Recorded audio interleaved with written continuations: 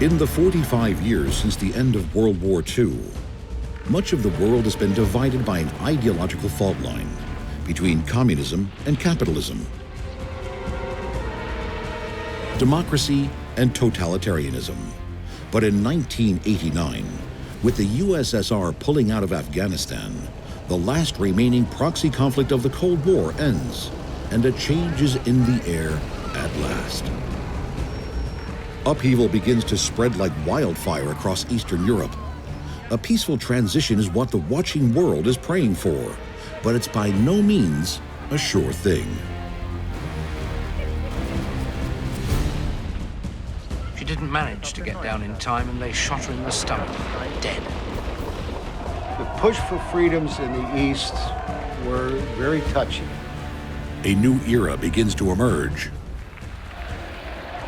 and brutal barriers are broken down. I am happy that this is opened here. This was the important point. As a global superpower cracks apart, thousands of Tadziks stoned, burned, and looted. Official denials. Many thousands are paying the price of the Cold War. Their demands are basic: for food, for medicine, for a place to die. But there is an end in sight for the turmoil. A sense of optimism about the future. My God, the world is our oyster.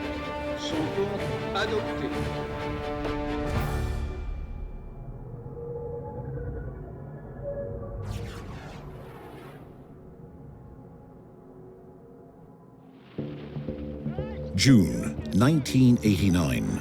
The Soviet Union has been defeated in Afghanistan.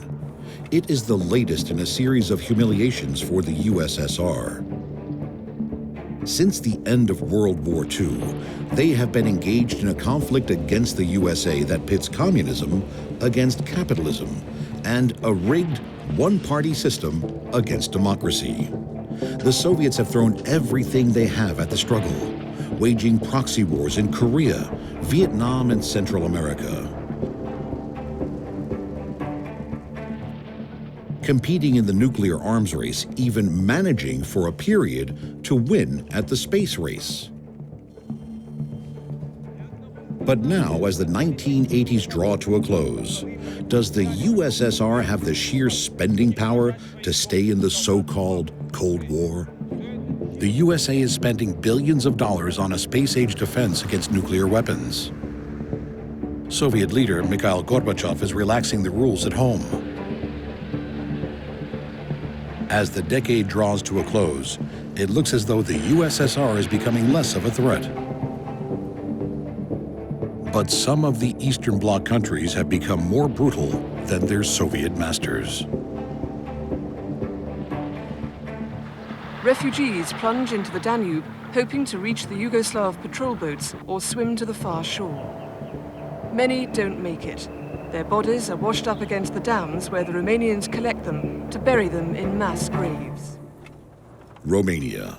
A brutal dictator named Nicolae Ceaușescu has been in power for 24 years. He inherited a police state and has made it much worse. Dissent is punished by imprisonment or harsher measures. They continually tortured me. I was kept in isolation. Everyone who tries to cross the frontier is considered a traitor. They kicked my teeth out. My wife was 3 months pregnant when we crossed. She shouted, "Look out!" I threw myself on the ground. She didn't manage to get down in time, and they shot her in the stomach, dead. All Romanians are expected to conform to Ceaușescu's edicts. Ceaușescu's critics say he wants to destroy everything that is individual about the people of Romania. Villages around Bucharest have already been destroyed as part of Ceaușescu's scheme to eliminate rural identity. The people of the village of Cristian have been told that they're on the list for demolition. After 40 years of communist rule, Romania's economy is in meltdown. In the countryside, malnutrition among pregnant women and children is common. A country that was once the richest in Central Europe is now reduced to the level of the poorest developing nations. These pictures, taken by a hidden camera, show people queuing for hours for the most basic foods. Finally, in December of 1989, the country cracks under the pressure. Romania's revolution was triggered in Transylvania, where nearly 2 million ethnic Hungarians live. In Timișoara, one of Romania's largest cities, a minor protest snowballs into mass riots. Soon after, the army is ordered to take control. They open fire. Many are killed. But the demand for change is alive and well. In 1989, Romania is not the only communist state experiencing a call for revolution. These demonstrations took place just 1 year ago, filmed by an underground group. They were stopped by riot police. After 40 years of oppression, Hungary is the first country to push back. Then another joins. An electrician is organizing resistance in Poland. Fate made him a lucky survivor.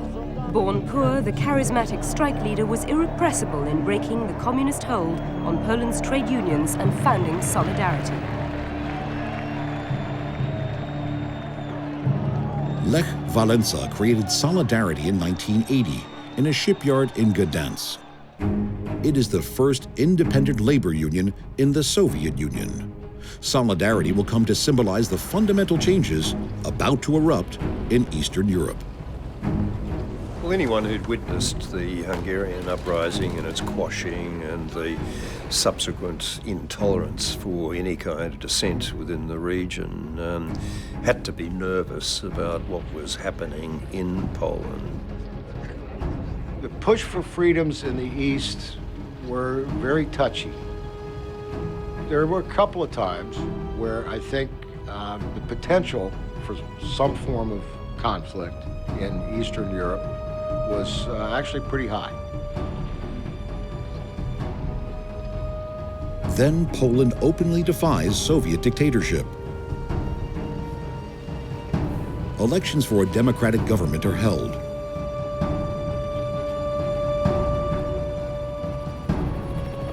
The Soviet military is on alert. But Gorbachev tells his tanks to stand down. The Eastern Bloc country votes in an unlikely president, the former shipyard electrician Lech Walesa. Backed by an overwhelming vote of confidence, Poland's first elected president, Lech Walesa, swept through the gates of the Lenin shipyard in Gdansk to pay homage to his beginnings. Warmth and encouragement engulfed the former electrician, who throughout the long and turbulent election campaign had invoked the aspirations of the workers. It was a pretty heroic enterprise by those who were pushing the Solidarity movement, and it was a remarkable watershed. He won their support. Now he must deliver the promises. Communism has been derailed in Poland. The ripples are spreading fast across the Eastern Bloc.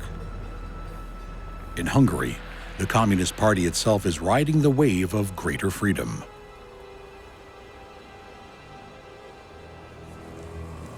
Neither John nor Joseph thought they would ever see each other again. It's a sign of the tremendous change in Hungary within the past few months that such a meeting can take place. About 3 months ago, it wasn't possible for me to come here to this country.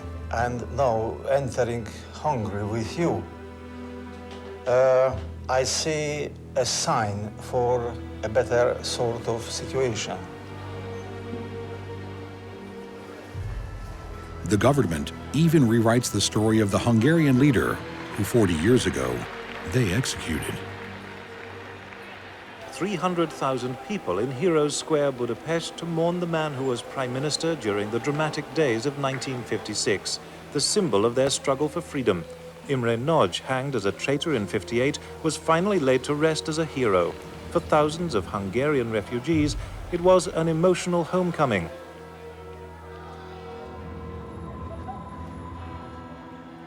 This year at last, Nagy's family and his people poured out the emotions which had been forbidden for so long. My experience is the people are the same Hungarians like before. They are polite, they are nice. The Hungarian people, freedom-loving people. But the fear is still here until this government is gone. But, as in Poland, Soviet tanks remain silent. Within a year, John will have nothing to fear. In 1990, a center-right party wins the election. Communism has been voted out of power in Hungary. Almost difficult to believe that the Hungarians, a small country in a big Soviet orbit, were prepared to rise up against one of the most powerful forces, superpowers, in the history of the world. Hungarians were seen as heroes. The picture of the whole of Eastern Europe moving away from the Soviet sphere of domination and giving up on socialism, which was imposed on them, I think is instructive. So as soon as anybody can get away, they run away. A new U.S. president will do all he can to help speed along the winds of change. And we've supported those efforts with a substantial aid package to Poland, trade benefits for Hungary. Important decisions have been made for freedom or reforms.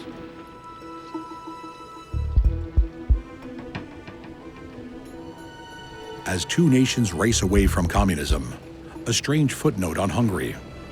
The new free market leads to a boom in a specialized sector of the economy. Riding the crest of the sex boom is Hungary's self-styled king of porn, Laszlo Voros. Voros epitomizes the Hungarian who's confused capitalism with the idea of money at all costs. As long as it's profitable for me, I will stay. This kind of business will be running well for a couple of years because this kind of entertainment was forbidden until now. A former optician, Christina now has a new focus in life. I'm not worried about earning my living with my body. I have a good body. Like most other aspects of capitalism, the vice trade in Hungary is about pleasing the customer. And in the end, boils down to just one thing, that very Western notion of money. But in the end, it will be spending power more than anything else that determines the fate of the Soviet Union. In 1989, as the Soviet states fell like dominoes, the Reagan era comes to an end in the USA with the election of Reagan's vice president, George H.W. Bush. The course of the Cold War is now in his hands. What conditions would have to be met for you to have a summit with Gorbachev, and do you expect to have one in 1989? It's interesting because there's a lot of hope now, a lot of anticipation. We don't want to dash the hopes, but I don't want to raise them to unrealistic heights. Your attitude towards the Soviet Union seems to have shifted a bit since you became president, from deep skepticism to seeming acceptance of their intentions. I don't think it's shifted as much as you think, Michael. I don't think it's shifted as much. Despite the softer Soviet approach in Europe, Bush is expected to maintain the U.S. hardline attitude. In dealing with the Soviet Union, I am going to continue to keep my eyes wide open. I will also say, I want to see perestroika succeed. I want to see it succeed, not fail. Perestroika sums up Gorbachev's vision for the Soviet Union. It stands for restructuring and is already creating a more open economy and government friendly to the West. Bang, there it was on the table, restructuring, openness. And that, again, had its own unstoppable logic. Once you set that genie out of the bottle, there was no going back. Everybody was intrigued right around the world with perestroika. This language, these concepts coming from the Russian leadership, it did seem quite remarkable. Perestroika is creating remarkable events which would have been unthinkable only a couple of years earlier. Gorbachev holds elections in the USSR itself. The radical new president can now be voted out. It's a sight that both excites and frightens those in the Soviet Union. For the first time in 70 years, the Soviet leadership was allowing multi-candidate elections for a powerful body. President Mikhail Gorbachev knows that he's taken a risk. Those seeking greater reform are excited. Tensions mount as the name of the new president is announced. Will the man who has taken the USSR back from the brink of the Cold War be thrown out of office? The results send waves of exhilaration across the globe. Mikhail Gorbachev is the first freely elected president of the Soviet Union. Well, I became Foreign Minister in 1988 and remained so through to 1996, so I was there during the whole endgame of the Cold War and in that huge period of excitement about the possibilities of a world, without that tension and the possibilities of cooperation at last between Russia and the United States and the Security Council and elsewhere. The new president is building bridges with France, West Germany, and the UK. An inspired U.S. President George Bush makes a bold move.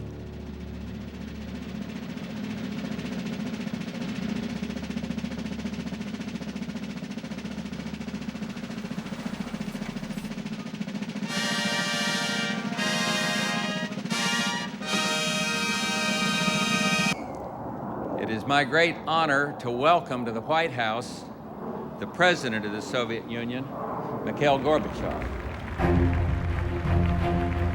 Mr. President, the eyes of the world are on you, and they are on President Bush.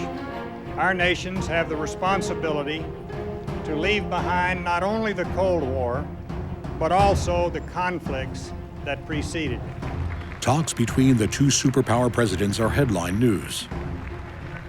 The walls which for years separated the peoples are collapsing. The trenches of the Cold War are disappearing. The fog of prejudice, mistrust, and animosity is vanishing. Personal relationships also seem to be warming up. President Bush, how was the meeting? Just a minute, wait till I get out of it. Without them and the risks that they were willing to take, none of this would have happened as remotely, as seamlessly as it did or when it did.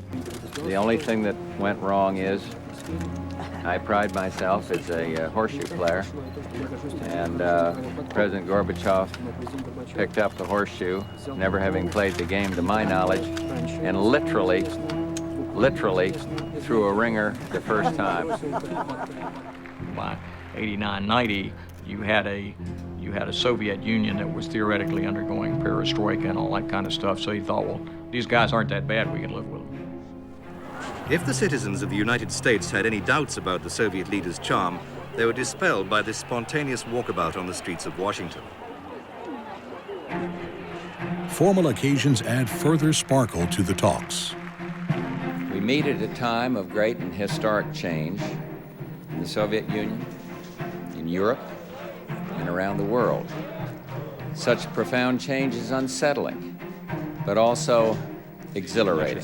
Yes, indeed, we used to be enemies or almost enemies. Now we are maybe rivals, at least to some extent. And we want to become partners. We want to go all the way to become friends. The Russians also host a party at their Washington embassy. On the menu is chicken Kiev and caviar.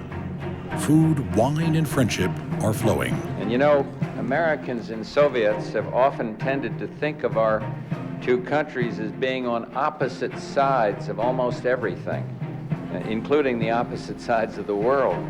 But we share an important northern border, and we are, in fact, next-door neighbors across the Bering Sea. World-changing agreements are drawn up to break down trade barriers and reduce nuclear arms.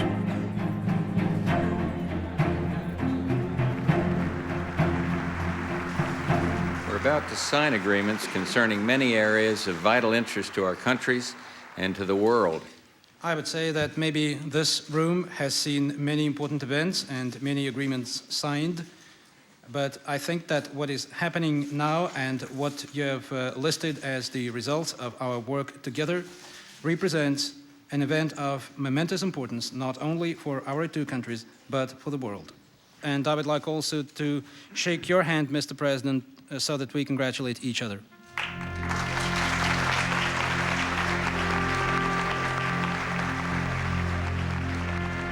Within 6 months, a remarkable meeting takes place in Paris. Agreements are made on international security and cooperation. 34 nations are represented. They are from the East and the West.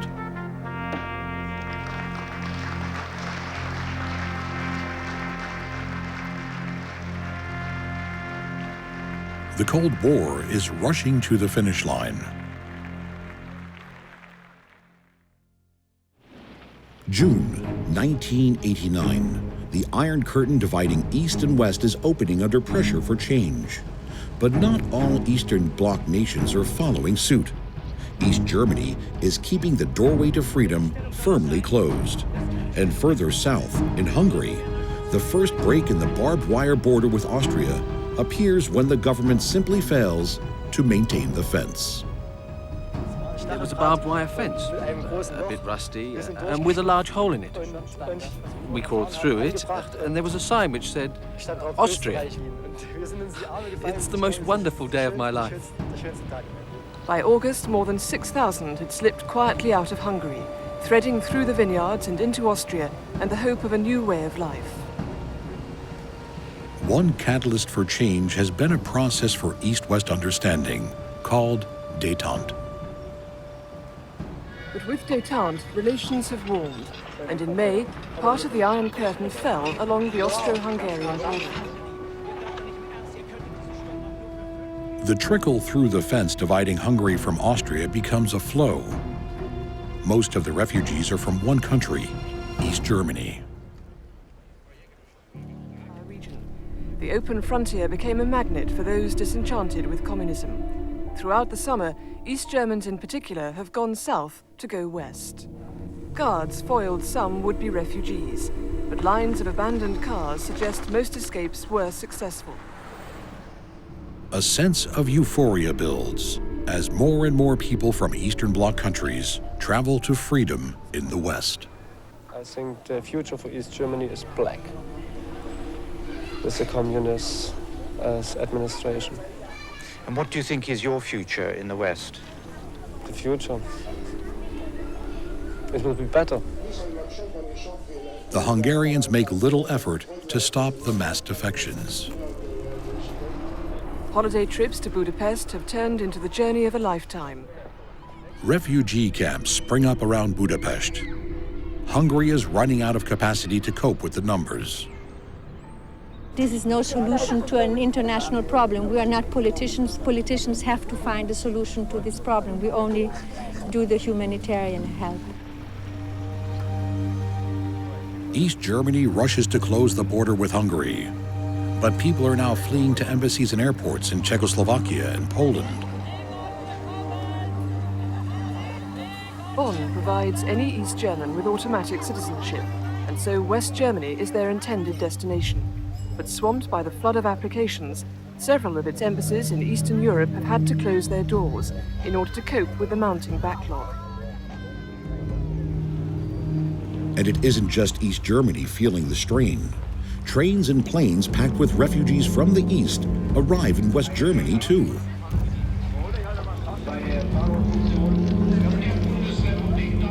West Germany, too, must prepare to cope. Its Red Cross is mounting the largest refugee operation since the Second World War. They're not like refugees at all. It's like they have always been here. Meaning the moment they cross the border, they get citizenship, passport, pension rights. They get social council housing is allocated them, job retraining, even unemployment insurance. Then, a game-changing event in East Germany, caused by a simple miscommunication. November the 9th, 1989. At a confused press conference, a Soviet minister named Schabowski is about to say the wrong thing under pressure. The 9th of November, the meeting, the conference was just like any other conference. No one expected anything spectacular to happen. Politburo member Schabowski made the statement that travel to the West will be permitted. The press was very aggressive and wanted to know when will that start? He couldn't remember, so he shuffled through his papers and he came across a draft that was not approved. But he said, right now. And the rest is history.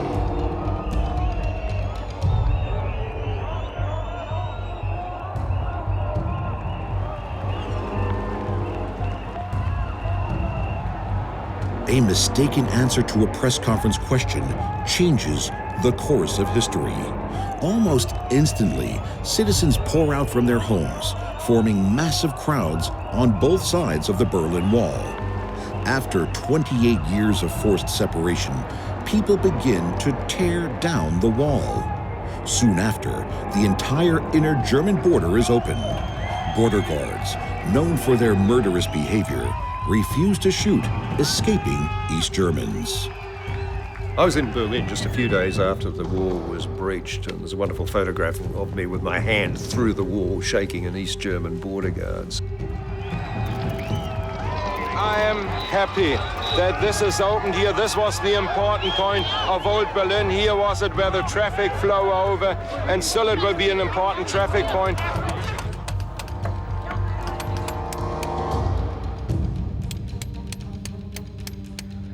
West Berlin Mayor Walter Mumper will be the first mayor of a reunited Berlin.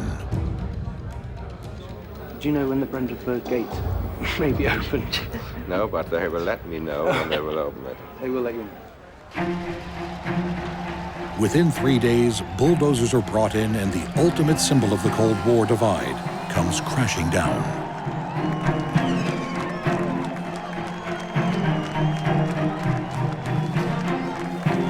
The fall of the Berlin Wall causes jubilation, both in Germany and around the world. Yeah, the atmosphere was absolutely indescribable. The sense of optimism about the future. My God, what can we do now? The world is our oyster.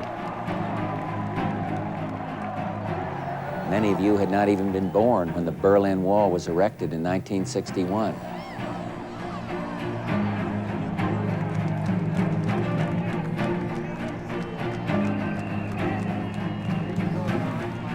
The Iron Curtain came down. It was an incredible sense of peace and a sense of danger that had lessened.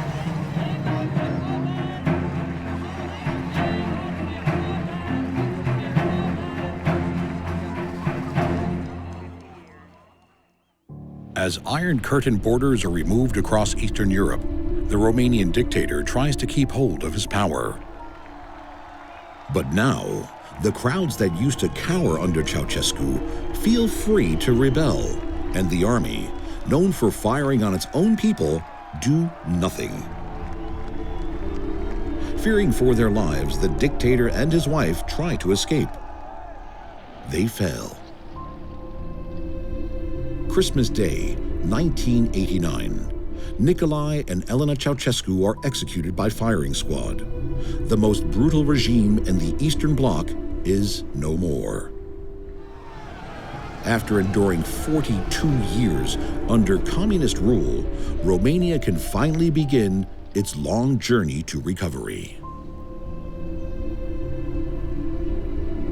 That entire civilization, whether it was Russia, Ukraine, Romania, that whole region had never known democracy. Across the globe, countries discover the transition from hardline communist rule to freedom is a delicate endeavor, that in the hard-fought battle against oppression, there are no guarantees. As Eastern Europe countries regain their freedom and the 80s give way to the 90s, in the Soviet Union itself, the new freedoms are not working quickly enough.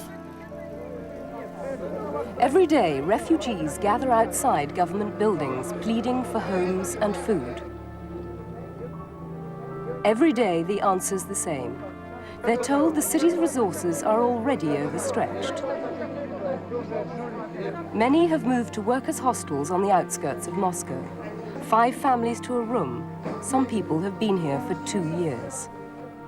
Their demands are basic: for food, for medicine, for a place to die.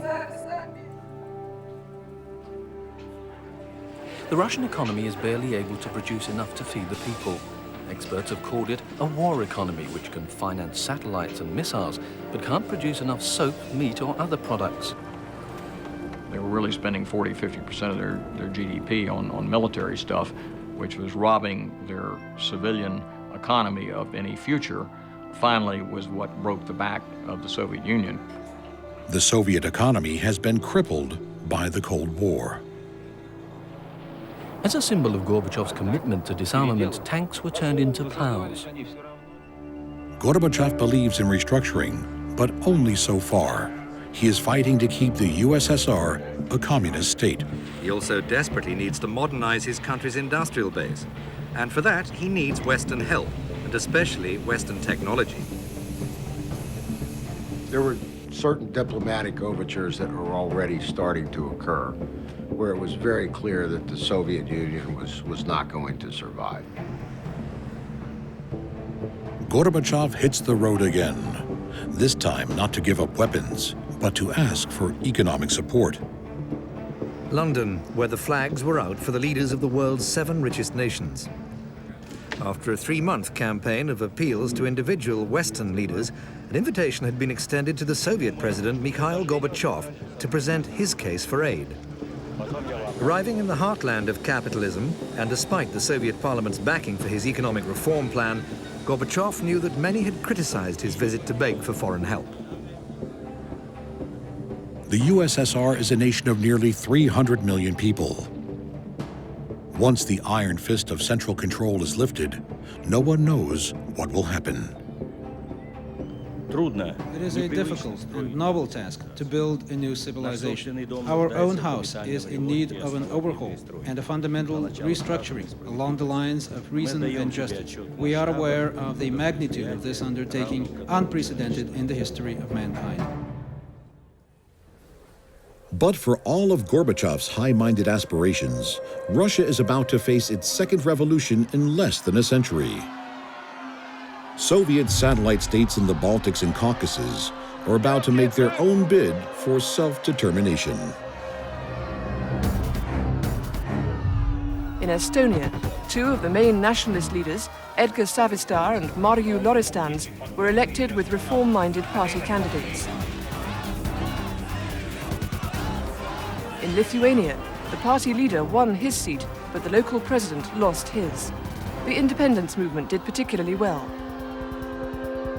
In most places, the race for independence is angry and violent. Tbilisi, the capital of Georgia, saw at least 20 die in a peaceful nationalist demonstration when the troops moved in. Ukrainian miners, too, called the Kremlin to account with a series of devastating strikes. And people are now fighting to defend their right to choose their own destiny. And that was everywhere.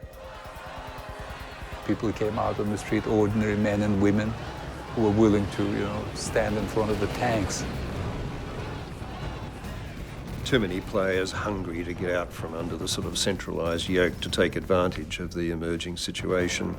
And too many people in the West and elsewhere pressing them to do just that because of their concern about, their desire to make sure that, the Soviet Union wouldn't rise up again in any new guise.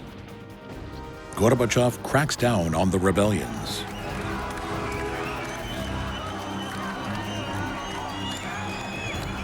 The violence gets worse.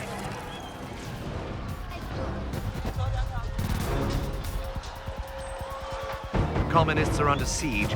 There appears to be no retreat. For 4 days, thousands of Tadziks stoned, burned and looted. As Soviet central power weakens, ancient rivals fight for territory.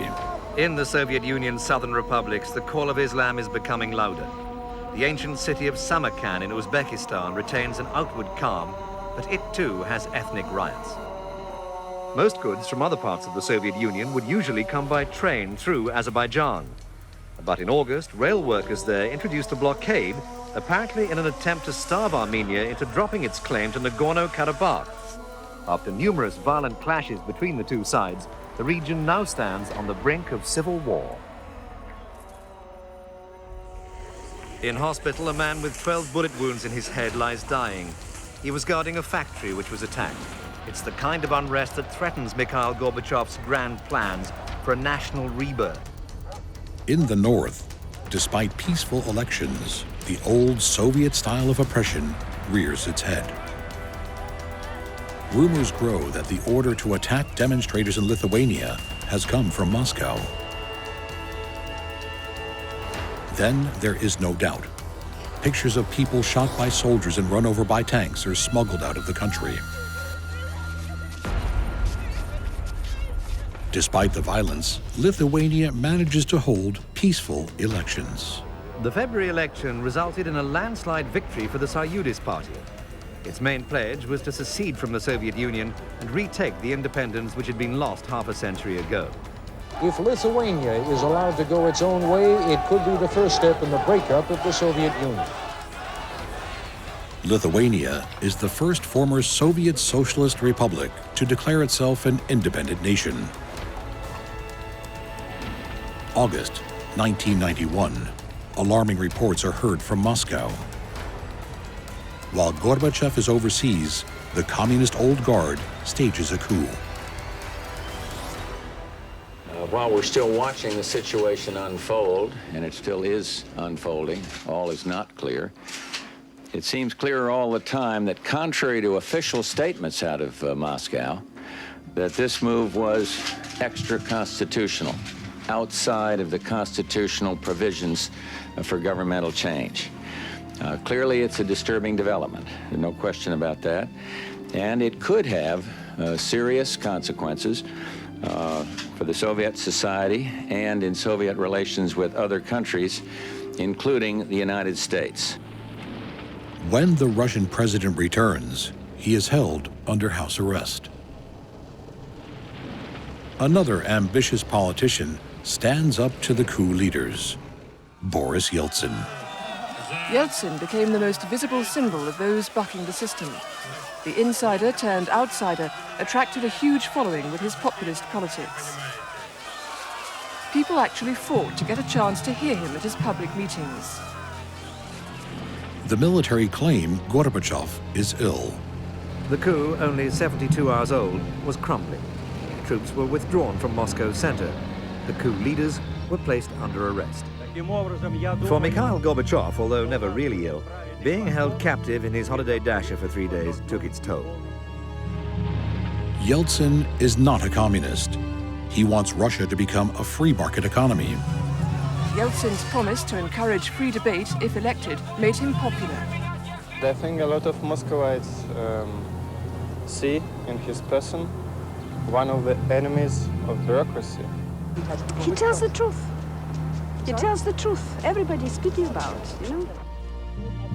On the 21st of December, 1991, a document is signed that effectively brings the Soviet Union to an end. Though officially intended to bring several countries into a shared commonwealth with Russia, the Alma-Ata Protocol is more notable for recognizing the independence of former Soviet territories. The latest crisis, the signing of an historic agreement between the three mighty republics, Ukraine, Russia, and Byelorussia, effectively marked the formal death of the USSR and ended Gorbachev's personal vision of a wider political union. The mighty superpower, the Union of Soviet Socialist Republics, is no more.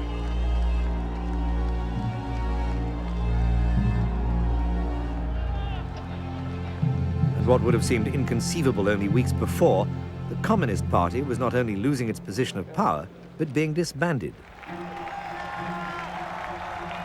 All over Eastern Europe and the former USSR, now the Russian Federation, statues of Lenin are being torn down, moved to theme parks, or in some cases, artistically defaced. But the root of the communist revolution runs deep. Vladimir Lenin, the original Russian revolutionary, has surviving relatives, including Olga Ilyanova. It's our history, our culture. They're trying to throw away a whole chapter. You just can't do that. Just because they didn't like Napoleon in France, they can't pretend he didn't exist. He did, and so did Lenin.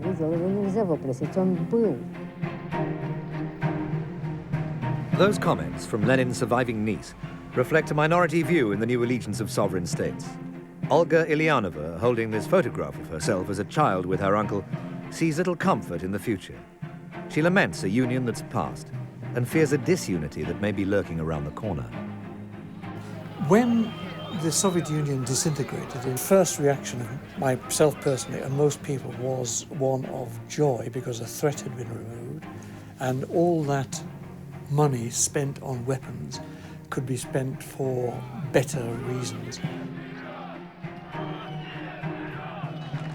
Well, the appeal of egalitarianism, the appeal of absolute redistribution is immense and universal, but of course that was something that might have been theoretically part of the original communist ideal.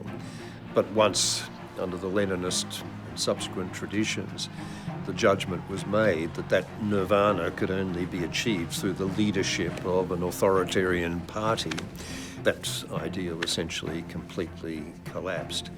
Some refugees from communism in other parts of the world are still not able to return home. Dr. Tien Nguyen was one of the many millions caught up in the Vietnam War, where the Americans got bogged down in a war against a ferociously determined communist foe.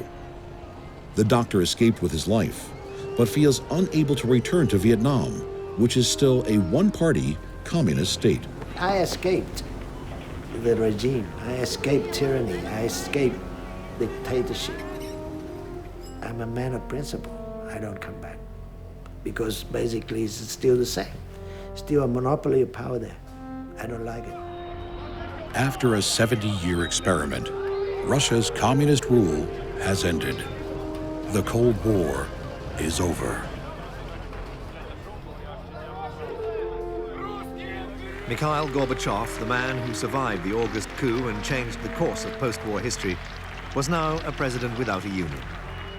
On Christmas Day 1991, the man who brought about the end of the Cold War walks away. The new president of Russia is Boris Yeltsin.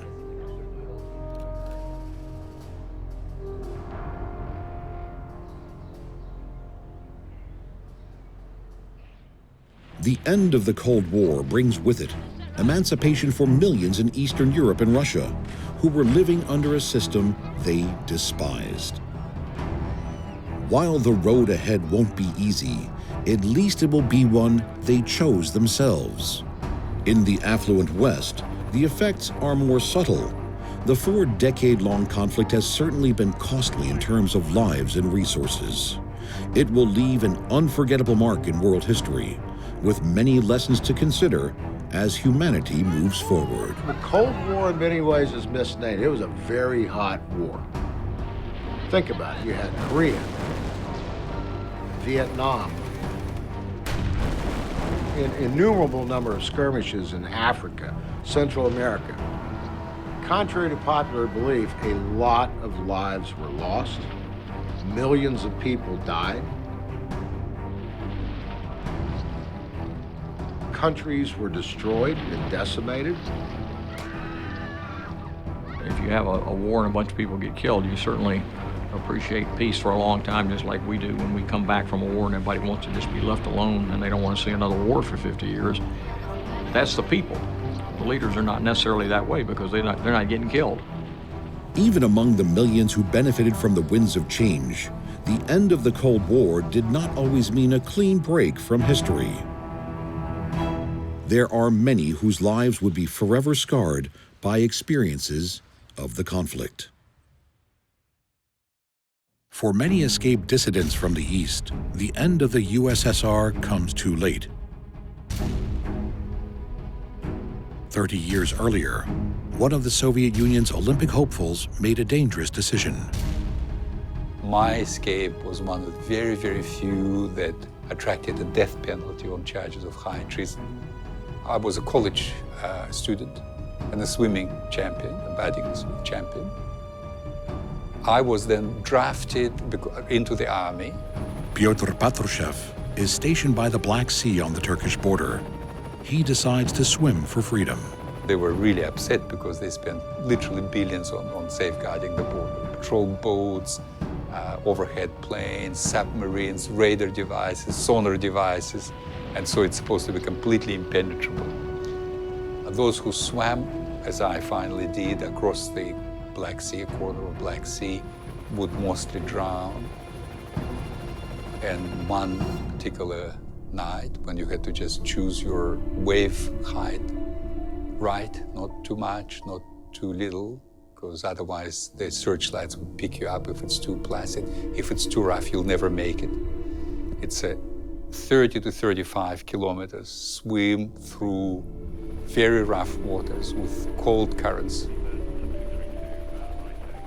If anything is moving in one direction, they know it's not a dolphin or whatever, they will go, in fact, and drop a depth charge in that area, which would kill every living thing within like 3 to 4 square kilometers. After 2 nights, Piotr crosses the border. I was just unbelievably lucky. I was a good swimmer, and I had flippers, which give you a lot of speed. But to swim that kind of distance with those obstacles, lots of people tried, and none succeeded. So I just made it the second night only by coming out on the Turkish shore. That was a happy moment, very happy moment. But his freedom comes at a price. I was put on a KGB's wanted list. For 27 years I was on the KGB's wanted list, means I could be listed. And my life was kind of cut into half by separating such brutal and sudden separation with my country, my language, my family. Working as a journalist and interpreter, Piotr had a unique insight to both sides of the Cold War. 6 months after this interview, Piotr passed away. That's what you've got to kind of realize, that there is not only a huge amount of repression that you live under in those regimes, but that is kind of almost psychopathic kind of personalities. If you look at, Lenin, Trotsky, and perhaps even Putin now, you really realize they're not your average leader of the world. They've got quirks, 5 communist countries remain today: Cuba, China, Vietnam, Laos, and North Korea. The most restricted has changed little since the proxy war of the 1950s. 50 years ago, Mr. Xi manned a gun just like this one. North Korea, not known for welcoming visitors, but an exception is made for Chinese veterans from the Korean War. The late Kim Il-sung, or Great Leader, ruled the country from its establishment in 1948 until his death 46 years later, a record in the communist world. Kim Il-sung's grandson now rules the country. Kim Jong-un is a hardline communist dictator, a living embodiment of the Cold War. Even under the watchful gaze of the late Great Leader, the capital is dark and quiet, as capitals go. The former soldiers are here to pay tribute to their fallen colleagues. Mr. Xi was one of the first to cross the Yalu in October 1950 to support beleaguered North Koreans. But this is what Mr. Xi came to see. It's the memorial to the Chinese who fought in Korea. Mr. Xi made it back home, but 380,000 of his compatriots didn't. Inside the monument, the tourists gather around a book that records the names of Chinese remembered for their courage. It was a particularly harsh and bitter conflict fought to a stalemate that drags on today. North Korea is still technically at war with the United Nations forces. The document that ended the Korean War was an armistice, not a peace treaty. The Chinese Coach Party is taken to a place where the ongoing tension between North Korea and the West is most obvious. The tourists are gathering to visit the demilitarized zone, the Cold War's final frontier. The border between North and South Korea is very rarely crossed by civilians. For almost half a century, border guards have carefully watched and waited. The paranoia, sense of duty, or perhaps just intrigue, is mutual to both sides. Everyone is watched, always. The greatest fear about North Korea today is that it possesses a nuclear arsenal. The terrible weapon of the Cold War is still very much a threat. Finally, the tour is over. For Mr. Xi, it's been a poignant return to a land he only knew as a soldier. For others, it's good to be back home with their own familiar brand of communism. Communist countries still exist. Nuclear weapons are still armed and ready for action. The United States, the Russian Federation, France and China are the most obvious examples. Pakistan, India, and most troublingly, North Korea all have nuclear weapons programs. There are other countries suspected of developing or possessing nuclear weapons. Meanwhile, under Vladimir Putin, the Russians seem determined to push their advantage as far as they can in the Ukraine, as if daring the West to act. Are we still living in a state of Cold War and just not admitting it? By moving the hand of the clock closer to midnight, the BAS Board of Directors is drawing attention to the increasing dangers from the spread of nuclear weapons in a world of violent conflict that is unfolding. The Cold War as such is over in the sense of two superpowers, really wanting to be absolutely the dominant player on the world stage and intolerant of any kind of physical intrusions into their space or their proxy space around the place. Both sides are implicated in a way, but of course the Soviet side were far more reckless with the human lives and with their kind of gambling than often the West was. The Bulletin of Atomic Scientists has been indicating the likelihood of global annihilation since they set the hands of this clock to 7 minutes to midnight in 1947. The clock has been moved 21 times since then. They are moving the hands of the Doomsday Clock 2 minutes closer to midnight. It is now 3 minutes to midnight. The world is a less secure place, I think. When there were two mighty powers who really ruled the world, it was ugly but probably more stable. I took the view quite a while back that I wouldn't go back to Cuba until the system changed. I've been waiting now for more than 45 years since we left for the system to change. There are signs of some change, but I'm in no particular hurry to go back. The Cold War followed a time when about 77 million people, almost 3% of the world's population, was wiped out by 2 world wars. I lived under Adolf Hitler and Nazis and seen the worst of humanity. I seen and lived under Joseph Stalin and witnessed brutality. I also lived under capitalism and 11 US presidents.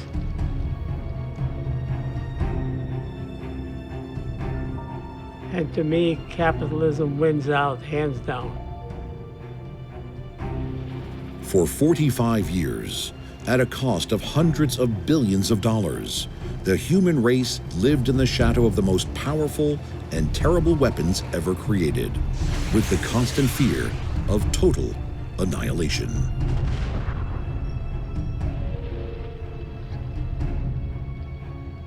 So I think it's important to try to understand how we were able to survive for 40 or 50 years with the ability to destroy the world, 100 times over and not do it. I think we're so lucky that we came out unscathed, knowing what we know now. We were that close many times. World War III did not happen. Most of us are probably around today because we were protected by the fear of MAD, mutually assured destruction.